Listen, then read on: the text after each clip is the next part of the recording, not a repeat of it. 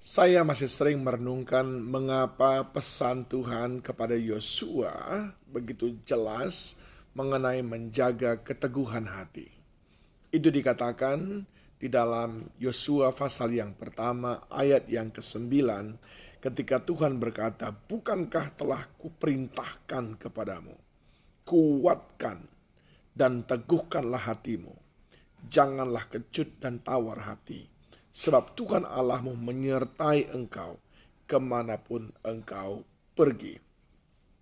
Kalimat ini dikatakan oleh Tuhan sesudah Tuhan memberikan begitu banyak janji kepada Yosua, di mana Tuhan berjanji kepadanya bahwa Tuhan akan menyertai Yosua seperti Tuhan menyertai Musa.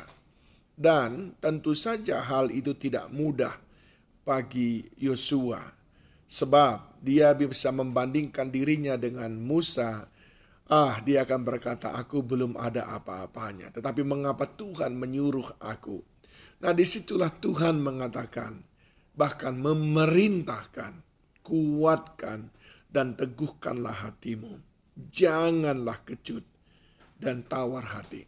Tuhan memahami bahwa persoalan yang dibayangkan Yosua begitu besar, sehingga ada kemungkinan dia kecut dan tawar hati.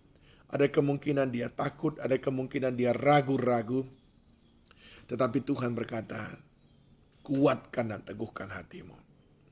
Adakah saudara juga mengalami seperti Yosua barangkali?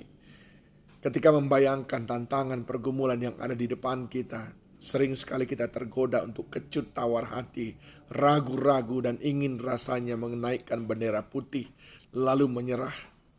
Tuhan berkata, "Kuatkan dan teguhkanlah hatimu."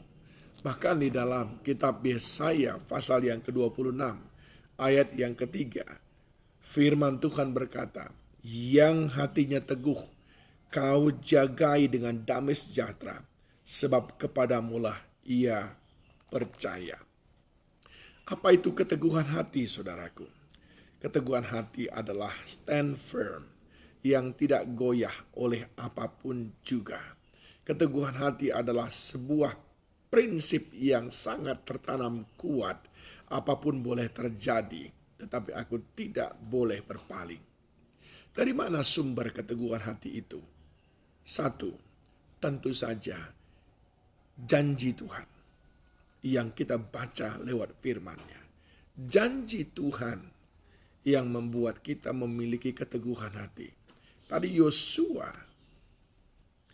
sesudah Tuhan memberikan janji kepadanya dan Tuhan memerintahkan dia untuk memiliki keteguhan hati. Adakah engkau memiliki sebuah ketetapan hati, optimisme, keyakinan ketika engkau mendengarkan janji Tuhan yang berkata, "Aku tidak akan meninggalkan engkau"? Adakah engkau merasa mampu tersenyum memandang hari esok ketika Tuhan berkata, "Aku adalah gembala yang baik, engkau tidak akan kekurangan"? Adakah engkau merasa bahwa sebagian penyakitmu sudah diangkat ketika Tuhan berkata, "Oleh bilur-bilurnya engkau disembuhkan"?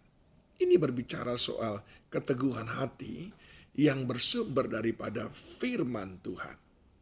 Bukankah firman Tuhan itu kekuatan Allah? Sebagaimana dikatakan di dalam Roma pasal yang pertama ayat yang ke-16. Jadi keteguhan hati kita adalah karena kita bisa memahami dan meyakini setiap janji Tuhan.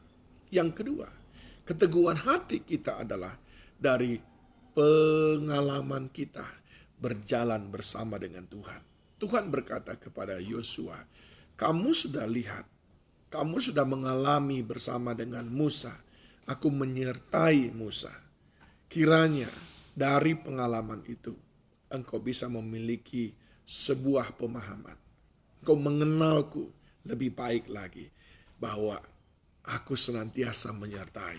Bukankah engkau sudah melihat laut tak berau itu sudah kubelah? Bukankah engkau sudah melihat ketika mereka meminta daging, aku berikan daging?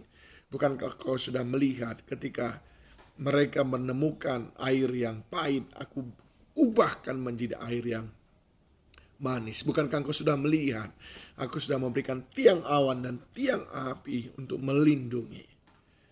Kiranya pengalaman-pengalaman itu boleh membuat hatimu teguh. Saudaraku yang dikasihi Tuhan, keteguhan hati. 1, datang dari pengetahuan kita dan keyakinan kita akan janji Tuhan.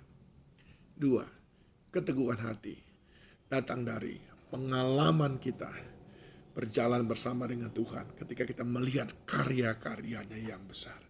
3, keteguhan hati datang dari hubungan kita yang intim dengan Tuhan, yang kita pelihara hari lepas hari, di mana setiap kali kita menghadapi tantangan, kita datang kepadanya, lalu dia berbisik kepada kita, dia memberikan perkataannya di hati kita, dan di sana kita dihiburkan, dikuatkan, kita disegarkan, dibangkitkan kembali. Saat itulah hati kita menjadi teguh. Yang hatinya teguh, kau jagai dengan damai sejahtera. Mengapa? Karena kita tahu Tuhan tidak pernah tinggalkan kita. Kiranya di tengah-tengah dunia yang semakin berkecamuk ini, kita memelihara keteguhan hati kita untuk terus mengikut Tuhan. Tuhan Yesus memberkati saudara.